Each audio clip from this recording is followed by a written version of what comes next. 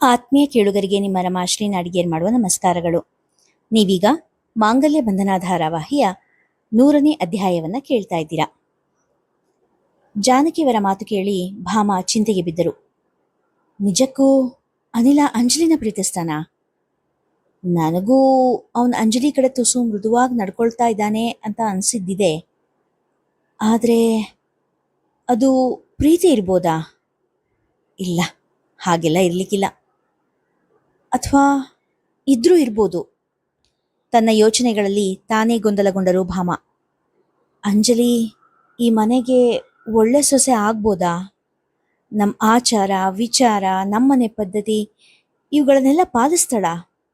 ನಮ್ಮ ಹಬ್ಬ ಹರಿದಿನ ಪೂಜೆ ಇದೆಲ್ಲ ಆ ವಿದೇಶದಲ್ಲಿ ಬೆಳೆದಿರೋ ಹುಡುಗಿ ಮುಂದುವರ್ಸ್ಕೊಂಡು ಹೋಗ್ತಾಳ?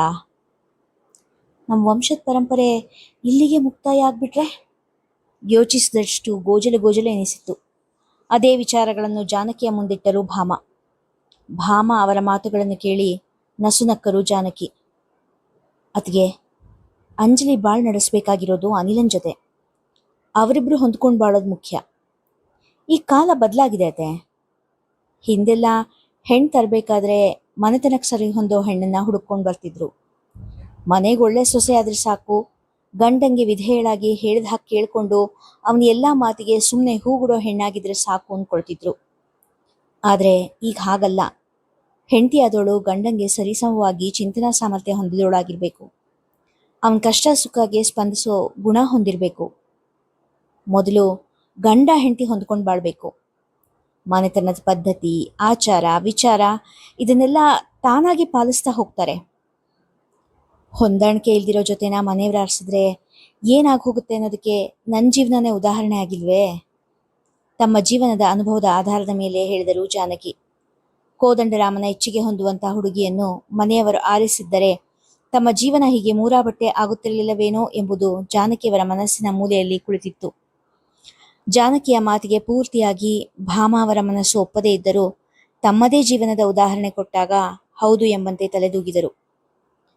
ಅಭಿ, ಇದೇನೋ ಇದು? ಈ ಅಂಜು ಆಶ್ರಮ ಅಧ್ಯಯನ ಅಂತೆಲ್ಲ ಹೇಳ್ತಾ ಇದ್ದಾಳೆ. ಅವಳು ಮಾತು ಕೇಳ್ತಾ ಇದ್ರೆ ಅವಳೆಲ್ಲಿ ಸನ್ಯಾಸಿ ಆಗ್ಬಿಡ್ತಾಳೋ ಅಂತ ಅನ್ನಿಸ್ತಿದೆಯಲ್ಲೋ? ಆತಂಕ ತುಂಬಿದ ಸ್ವರದಲ್ಲಿ ಹೇಳಿದ ಅಜಯ್. ಅದೇಣ, ನನಗೂ ಅರ್ಥ ಆಗ್ತಾ ಇಲ್ಲ. ಇನ್ನೂ ಆ ಲೋಫರ್ ಪ್ರಿನ್ಸ್ ನೆನಪಲ್ಲೇ ಇದ್ದಾಳೋ ಏನೋ. ಅವಳಿಗೆ ಪ್ರೀತಿ ಮದುವೆ ಇದೆಲ್ಲದ್ರ ಮೇಲೆ ನಂಬಿಕೆನೇ ಕಳ್ಕೊಂಡ್ಬಿಟ್ಟಿದ್ದಾಳೆ ಅಂತ ಅನಿಸುತ್ತೆ. ಅಭಿಯ ದನಿಯಲ್ಲೂ ಸಂತಾಪ. ಇವರ ಮಾತುಗಳನ್ನು ಕೇಳುತ್ತಿದ್ದ ಚಾರುವಿಗೆ ಮಾತ್ರ ಅಂಜುವಿನ ನಡವಳಿಕೆಯಲ್ಲಿ ಬೇರೇನೋ ಕಂಡ ಹಾಗೆ ಅನಿಸಿತ್ತು. ಪ್ರಿನ್ಸ್ ನೆನಪಿನ ನೆರಳಿನಿಂದ ಅಂಜು ಹೊರಬಂದಿರುವುದು ಚಾರುವಿಗೆ ತಿಳಿದಿತ್ತು. ಅಂಜು ಭಾರತದ ಕಡೆ ಹೊರಟಾಗ ಅವಳು ಪ್ರೀತಿಯ ಬಂಧದಿಂದ ಕಳಚಿಕೊಂಡಿದ್ದು ಚಾರುವಿನ ಅರಿವಿಗೆ ಬಂದಿತ್ತು. ಆದರೂ ಈಗ ಮದುವೆಯಿಂದ ವಿಮುಖ ಆಗಿರುವುದೇಕೋ ಎಂದು ಚಿಂತಿಸಿದಳು ಚಾರು. ಭೂಮಿ, ಇನ್ನು 4-5 ದಿನದೊಳಗೆ ನಾವಲ್ಲಿಗೆ ಬಂದ್ಬಿಡ್ತೀವಿ, ಅಭಿ ಫೋನ್ನಲ್ಲಿ ಹೇಳಿದಾಗ ಸೈಗುಟ್ಟಿದಳು ಭೂಮಿ. ಭೂಮಿಯ ದನಿಯಲ್ಲಿ ನಿರುತ್ಸಾಹ ಗುರುತಿಸಿದ ಅಭಿ, ಏನಾಯ್ತು ಭೂಮಿ? ಅಲ್ಲೇನಾದ್ರೂ ತೊಂದರೆನಾ? ಜಾನಮ್ಮ ಹುಷಾರಾಗಿದ್ದಾರೆ ತಾನೆ? ಅವ್ರ ವ್ರತ ಎಲ್ಲ ಮುಗೀತಾ? ಆತಂಕದಿಂದ ಕೇಳಿದ. ಅಭಿ, ನಮ್ಮ ಮದುವೆ ಆದಮೇಲೆ ಜಾನಮ್ಮ ನಮ್ಮ ಜೊತೆಗೆ ಇದ್ಬಿಡ್ಲಿ, ಮತ್ತೆ ನಾವು ಕೂಡ ತಾತನ ಮನೇಲಿ ಇರೋದು ಬೇಡ, ಬಿಕ್ಕುತ್ತಾ ಹೇಳಿದಳು. ಯಾಕೋ ಭೂಮಿ, ಏನಾಯ್ತು ಬಂಗಾರ? ದನಿಯಲ್ಲಿ ಮುದ್ದು ಸುರಿಸುತ್ತಾ ಕೇಳಿದ. ನಂಗೀಗೇನು ಕೇಳಬೇಡ, ಆದರೆ ನೀನು ಪ್ರಾಮಿಸ್ ಮಾಡು, ಜಾನಮ್ಮನ್ನ ನಾವು ಬೇರೆ ಯಾರ ಹತ್ರನೂ ಬಿಡೋದು ಬೇಡ, ಅವ್ರನ್ನ ನಮ್ಮ ಜೊತೆಲೇ ಇಟ್ಕೊಳ್ಳೋಣ. ಖಂಡಿತ ಭೂಮಿ, ನಾನು ಅದಕ್ಕೆಲ್ಲ ವ್ಯವಸ್ಥೆ ಮಾಡಾಗಿದೆ.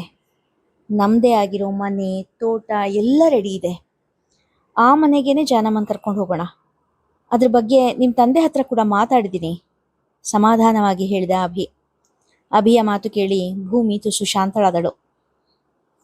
ಅಭಿ, ಯಶೋದಜ್ಜಿ ಮತ್ತೆ ಘನಪಾಟಿ ತಾತನ ಎದುರಿಗೆ ಬರೋಕೆ ಮುಂಚೆ ಅವ್ರಿಗೆ ವಿಷಯ ತಿಳಿಸಿರು. ಒಂದೇ ಸಾರಿ ಹಠಾತ್ತಾಗಿ ಕೋದಂಡ ಮಾವನ್ ನೋಡಿದ್ರೆ ಆ ಆಘಾತ ತಡ್ಕೊಳ್ಳೋ ಶಕ್ತಿ ಅವರಿಗಿದೆಯೋ ಇಲ್ವೋ? ವಯಸ್ಸಾದವರ ಮೇಲೆ ಬೇಸರವಿದ್ದರೂ ಅವರ ಬಗ್ಗೆ ಕಾಳಜಿ ಕೂಡ ಇದೆ ಭೂಮಿಗೆ. ಹಾ ಭೂಮಿ, ನಾನು ಅದರ ಬಗ್ಗೆನೇ ಯೋಚನೆ ಮಾಡ್ತಾ ಇದ್ದೀನಿ. ಹೇಗೆ ಯಾವಾಗ ಹೇಳೋದು ಅಂತ. ಅನಿಲ್ನ ಹತ್ರ ಕೂಡ ಈ ವಿಷಯದ ಬಗ್ಗೆ ಮಾತಾಡಿದ್ದೀನಿ. ಅನಿಲ ಹೇಳ್ದ ಅವನು ಸ್ವಲ್ಪ ಸೂಕ್ಷ್ಮವಾಗಿ ಅಜ್ಜಿ ತಾತನ ಹತ್ರ ಮಾತಾಡಿರ್ತೀನಿ ಅಂತ. ನೋಡೋಣ ಹೇಗೆ ನಡೆಯುತ್ತೆ ಅಂತ ಹೇಳಿದ ಅಭಿಯ ಮಾತಿಗೆ ಭೂಮಿಯ ಆತಂಕ ತುಸು ಕಡಿಮೆಯಾಗಿತ್ತು. ಫೋನಿನಲ್ಲೇ ಮಾವನ ಆರೋಗ್ಯದ ಕುರಿತಾಗಿಯೂ ವಿಚಾರಿಸಿಕೊಂಡವಳು ಚಾರು ಜೊತೆಗೆ 4 ಮಾತಾಡಿ ಅವಳ ಸ್ನೇಹ ಸಂಪಾದಿಸಿದ್ದಳು. ಇದೇ ಮರದ ಕೆಳಗಲ್ವೇ ಅಂಜು ಮಕ್ಕಳಿಗೆ ಪಾಠ ಹೇಳ್ಕೊಟ್ಟಿದ್ದು? ಇಲ್ಲೇ ತಾನೇ ಅವಳು ಥೀಸಿಸ್ಗೋಸ್ಕರ ಸಂಧ್ಯಾ ವಂದನೆ ಬಗ್ಗೆ ಕೇಳಿದ್ದು? ಇದೇ ಜಾಗದಲ್ಲಿ ನಿಂತು ಅವಳು ಮಾತಾಡಿದ್ದು? ಇಲ್ಲೇ ಕೂತು ನಾವಿಬ್ರು ಚರ್ಚೆ ಮಾಡಿದ್ದು? ಎಲ್ಲಿ ನೋಡಿದರಲ್ಲಿ ಅಂಜುವಿನ ನೆನಪು ಕಾಡತೊಡಗಿತ್ತು ಅನಿಲ್ನಿಗೆ. ತನ್ನೊಟ್ಟಿಗೆ ಅವಳು ಕುಳಿತು ನಿಂತು ಮಾತನಾಡಿದ ಕ್ಷಣಗಳ ಕದಲುವಿಕೆ ಎದೆಯಲ್ಲಿ ಸಣ್ಣ ಕಂಪನ ಮೂಡಿಸುತ್ತಿತ್ತು. ಅವಳ ನೆನಪಲ್ಲಿ ಮುಳುಗಿ ಏಳುತ್ತಿದ್ದವಳ ಹೃದಯದಲ್ಲಿ ಹಿಂಡಿದ ಅನುಭವ. ಅಂಜಲಿ ಸಣ್ಣಗೆ ನರಳಿದ. ಮೊದಲ ಬಾರಿ ಅವಳನ್ನು ಕಂಡ ನೆನಪು, ಅವಳನ್ನು ರೇಗಿಸಿ ಅವಳು ಕೋಪದಿಂದ ತನ್ನೆಡೆಗೆ ಸುಡುನೋಟ ಬೀರಿದಾಗ ತಾನು ನಕ್ಕು ಖುಷಿಪಟ್ಟ ನೆನಪು, ಸಾಲು ಸಾಲು ನೆನಪುಗಳ ಮೆರವಣಿಗೆ. ಇಷ್ಟು ದಿನ ನನ್ನ ಕೈ ಅಳತೆಯಲ್ಲಿ ಕಣ್ಣಳತೆಯಲ್ಲೇ ಇದ್ದ ಅಂಜು ಇನ್ಮೇಲೆ ಬೇರೆಯವ್ರ ಮಡದಿ ಆಗ್ತಾಳೆ, ಅದೊಂದು ಯೋಚನೆನೇ ಅನಿಲ್ನ ಜೀವ ವಿಲವಿಲ್ನೆ ಒದ್ದಾಡುವಂತೆ ಮಾಡುತ್ತಿತ್ತು. ನೋ ನೋ, ಅಂಜು ನನ್ನಿಂದ ದೂರ ಆಗಬಾರ್ದು. ನಾನು ನಾನು ಅಂಜುನ್ ಪ್ರೀತಿಸ್ತೀನಿ. ಎಸ್, ನನಗೆ ಈಗ ಅದು ಅರ್ಥ ಆಗ್ತಾ ಇದೆ. ಮನೆಯವ್ರನ್ನೆಲ್ಲ ಒಪ್ಪಿಸಿ ಅವಳನ್ನು ನನ್ನೊಳನ್ನಾಗಿ ಮಾಡ್ಕೊಳ್ತೀನಿ. ನನ್ನ ಕೊನೆ ಉಸಿರಿರೋವರೆಗೂ ಅವಳ ಜೊತೆ ನನಗೆ ಬೇಕು. ತೀರ್ಮಾನಕ್ಕೆ ಬಂದವನ ಮನ ಹಗುರಾಗಿತ್ತು. ಅಮ್ಮಂಗೆ ಸ್ವಲ್ಪ ಬೇಜಾರಾಗ್ಬೋದು. ಅವಳಿಗೆ ಭಾರತಿನೇ ತನ್ನ ಸೊಸೆ ಆಗಲಿ ಅನ್ನೋ ಬಯಕೆ ಇತ್ತು. ಅವಳನ್ನ ಹೇಗೋ ಒಪ್ಸಿದ್ರೆ ಆಯಿತು. ಇನ್ನು ಅಪ್ಪ ಅಜ್ಜ ಇಬ್ಬರು ಅಭಿನ ಒಪ್ಕೊಂಡ ಹಾಗೇನೆ ಅಂಜುನ ಒಪ್ತಾರೆ. ಅಜ್ಜ ಸ್ವಲ್ಪ ಕಿರಿಕಿರಿ ಮಾಡಿದ್ರು ಜಾನತೆ ಸಹಾಯದಿಂದ ಒಪ್ಪಿಸ್ಬೋದು. ಅನಿಲ್ನ ಮನ ಹಕ್ಕಿಯಂತೆ ಹಾರುತ್ತಿತ್ತು. ಅಂಜು ಅಂಜು ಹೆಸರಲ್ಲೇ ಏನೋ ಮಾಧುರ್ಯ. ಸಣ್ಣಗೆ ನಗುತ್ತಾ ಮನೆಯ ಕಡೆ ತಿರುಗಿದ ಅನಿಲ. ಅನಿಲ, ಅಭಿ ಫೋನ್ ಮಾಡಿದ್ದ. ಹೊರಗಡೆಯಿಂದ ಬಂದವನ ಎದುರಲ್ಲಿ ಪಾನಕದ ಲೋಟ ಹಿಡಿದು ಹೇಳಿದಳು ಭೂಮಿ. ಅನಿಲ ಪಾನಕ ಕುಡಿಯುತ್ತಾ, ಯಾವಾಗ ಬರೋದು ಅಂತ ಏನಾದರೂ ಹೇಳಿದ್ನಾ ಎಂದು ಕೇಳಿದ. ಹಾಂ, ಇನ್ನು 3-4 ದಿನದಲ್ಲಿ ಬರ್ತೀವಿ ಇಂದ. ನೀನು ಯಶೋದಜ್ಜಿ ಮತ್ತು ತಾತನಿಗೆ ಕೋದಂಡ ಮಾವನ ಬಗ್ಗೆ ಸೂಕ್ಷ್ಮವಾಗಿ ಹೇಳಿರ್ತೀನಿ ಅಂದಿಯಂತಲ್ಲ, ಅವ್ರ ಹತ್ರ ಏನಾದರೂ ಮಾತಾಡಿದ್ಯಾ? ಭೂಮಿ ವಿಚಾರಿಸಿದಳು.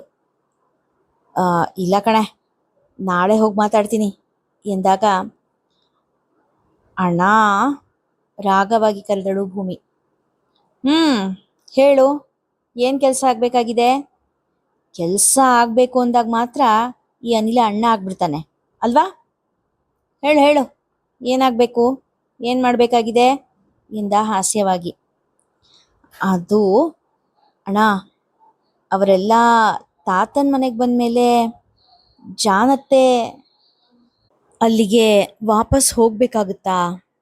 ಸಣ್ಣ ದನಿಯಲ್ಲಿ ಬೇರೆ ಯಾರಿಗೂ ಕೇಳಿಸಿದ ಹಾಗೆ ಕೇಳಿದಳು. ಇಲ್ಲ, ಅವರಲ್ಲಿಗೆ ಹೋಗಲ್ಲ. ಅವರು ಇನ್ಮೇಲೆ ಇಲ್ಲೇ ಇರ್ತಾರೆ, ನಿಶ್ಚಿತವಾದ ದನಿಯಲ್ಲಿ ಗಂಭೀರವಾಗಿ ಹೇಳಿದ. ಹೇಗೂ ಮುಕ್ತ ತೀರ್ ಹೋಗಿದ್ದಾರೆ, ಹಾಗಾಗಿ ಜಾನತ್ತೇನೆ ಕೋದಂಡ ಮಾವನ ಹೆಂಡತಿಯಾಗಿರಲಿ ಅಂತ ತಾತ ಅಥವಾ ಅಜ್ಜಯ್ಯ ಹೇಳಿಬಿಟ್ರೆ ಎನ್ನುವಷ್ಟರಲ್ಲಿ ಭೂಮಿಯ ಕಣ್ಣು ತುಂಬಿ ಬಂದಿತ್ತು. ಯಾರು ಏನೇ ಹೇಳಿದ್ರು ನಾನು ಜಾನತ್ತೆನ ಅವ್ರ ಮನೆ ಕಳಿಸಲ್ಲ, ದೃಢವಾಗಿ ಹೇಳಿದವನ ಮಾತು ಕೇಳಿ ಭೂಮಿ ನಿರಾಳಲಾದಳು. ಅಜ್ಜಿ ಎಂದು ಕೂಗುತ್ತಾ ಮನೆಯೊಳಗೆ ಕಾಲಿಟ್ಟನೋ ಅನಿಲ. ಅಭಿ, ಬಂದ್ಯಪ್ಪ, ನಾನು ನಿನಗೋಸ್ಕರನೇ ಕಾಯ್ತಾ ಇದ್ದೆ ಎನ್ನುತ್ತಾ ದೇವರ ಮನೆಯಿಂದ ಹೊರಗೆ ಬಂದರು ಯಶೋದಜ್ಜಿ. ಅಜ್ಜಿ, ಇದು ನಾನು ಅನಿಲ, ಅಭಿ ಅಲ್ಲ. ದೇವರ ಮನೆಯ ಹೊಸ್ತಿಲು ದಾಟುವಾಗ ತಡವರಿಸದೆ ಯಶೋದಜ್ಜಿಯನ್ನು ಹಿಡಿದು ಹೇಳಿದ ಅನಿಲ.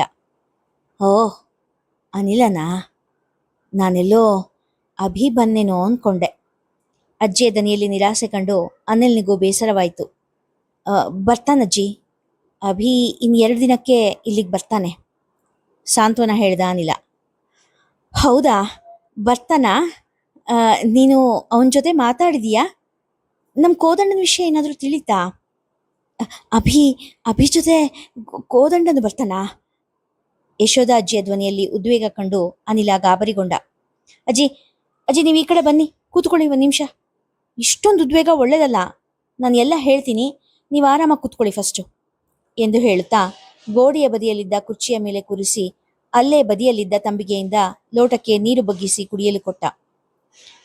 ಘಟಘಟನೆ ನೀರು ಕುಡಿದ ಯಶೋದಜ್ಜಿ ಲೋಟವನ್ನು ಅನಿಲ್ನಿಗೆ ಹಿಂದಿರುಗಿಸಿಕೊಟ್ಟು, ಅಭಿ ಯಾವತ್ತು ಬರ್ತಾನಂತೆ?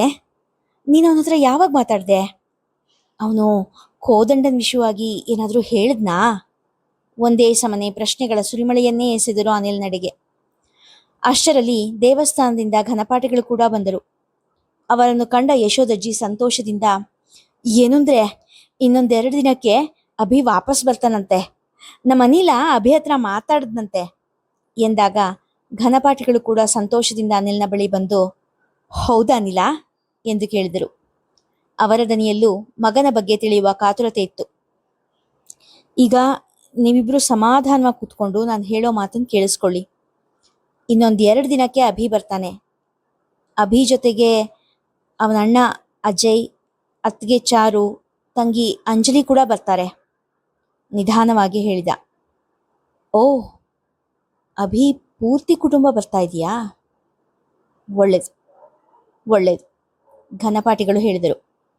ಯಶೋದಮ್ಮನಿಗೆ ಅಭಿಯ ಕುಟುಂಬದ ಬಗ್ಗೆ ತಿಳಿಯುವುದಕ್ಕಿಂತಲೂ ಹೆಚ್ಚಾಗಿ ತಮ್ಮ ಮಗನ ಬಗ್ಗೆ ತಿಳಿಯಬೇಕಿತ್ತು. ಹಾ, ಅವರೆಲ್ಲ ಬರೋದು ಸಂತೋಷನೇ, ಆದರೆ ನಮ್ಮ ಕೋದಂಡು ವಿಷಯ ಏನಪ್ಪ? ಕುತೂಹಲ ತಡೆಯಲಾರದೆ ಕೇಳಿದರು. ಅವರೆಲ್ಲರ ಜೊತೆ ಅಭಿ ತಂದೆ ಕೂಡ ಬರ್ತಾ ಇದ್ದಾರೆ, ಅನಿಲ ನಿಧಾನವಾಗಿ ಹೇಳಿದ. ಸಂತೋಷ ಕಣಪ್ಪ, ಬರಲಿ ಬರಲಿ, ಎಲ್ಲರೂ ಬರಲಿ. ಮನದಲ್ಲಿ ಕಾತರವಿದ್ದರೂ ಘನಪಾಠಿಗಳು ಸಾವಧಾನವಾಗಿಯೇ ನುಡಿದರು. ಮತ್ತೆ ಅನಿಲ ಹಿಂಜರಿಕೆಯಿಂದ ಮಾತು ಮುಂದುವರಿಸದೆ ನಿಂತ. ಕೋದಂಡು ಬರಲ್ವಂತ? ನಿರಾಸೆಯ ನಿಟ್ಟುಸಿರು ಬಿಟ್ಟರು ಯಶೋದಮ್ಮ. ಹೋಗ್ಲಿ ಬಿಡು, ಅವನ ಹೆಂಡತಿಗೆ ಈಗಲೂ ಇಲ್ಲಿಗೆ ಬರೋದು ಇಷ್ಟ ಇಲ್ವೇನೋ ಎನ್ನುವಷ್ಟರಲ್ಲಿಯೇ ಅವರ ಗಂಟಲು ತುಂಬಿ ಬಂದಿತ್ತು. ಅನಿಲ ನಿಧಾನವಾಗಿ, ಅಭಿ ತಂದೆ ಹೆಸರು ಕೋದಂಡರಾಮ ಎಂದು ಹೇಳಿದ. ಏನೋ ಏನ್ ಹೇಳ್ತಿದ್ಯಾ ಅನಿಲ ನೀನು?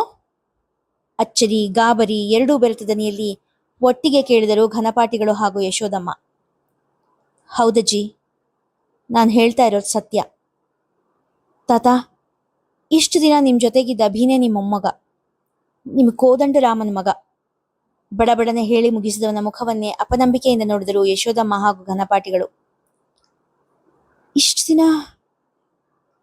ದಿನ ಇಲ್ಲಿ ನಮ್ಮ ಜೊತೆ ಇದ್ದೋನು ಕೋದಂಡನ ಮಗನಾ? ಅಂದ್ರೆ ನಮ್ಮ ವಂಶದ ಕುಡಿನಾ? ನಮ್ಮ ಮಗನಾ? ಸಂತೋಷದಿಂದ ಕೇಳಿದರು ಯಶೋದಜ್ಜಿ. ಆನಂದ ತಡೆಯಲಾರದೆ ಅವರ ಕಣ್ಣಲ್ಲಿ ನೀರು ಉಕ್ಕುತ್ತಿತ್ತು. ಇಲ್ಲಿಗೆ ಇಂದಿನ ಸಂಚಿಕೆ ಮುಗಿಯಿತು. ಮುಂದಿನ ಕಥೆ ಮುಂದಿನ ಸಂಚಿಕೆಯಲ್ಲಿ. ಕಥೆ ಇಷ್ಟವಾಗಿದ್ದರೆ ಹೆಚ್ಚು ಹೆಚ್ಚು ಜನರಿಗೆ ಶೇರ್ ಮಾಡಿ, ಕಥೆಯನ್ನು ಲೈಕ್ ಮಾಡಿ, ಹಾಗೆ ಕಾಮೆಂಟ್ ಸೆಕ್ಷನಲ್ಲಿ ನಿಮ್ಮ ಅಭಿಪ್ರಾಯ ತಿಳಿಸಿ ಪ್ರೋತ್ಸಾಹಿಸಿ. ನೀವೇನಾದರೂ ಮೊದಲ ಬಾರಿಗೆ ನಮ್ಮ ಚಾನಲ್ಗೆ ಭೇಟಿ ಕೊಟ್ಟೋರಾಗಿದ್ದರೆ ದಯವಿಟ್ಟು ನಮ್ಮ ಚಾನಲ್ನ ಸಬ್ಸ್ಕ್ರೈಬ್ ಮಾಡ್ಕೊಳ್ಳಿ. ಧನ್ಯವಾದಗಳು.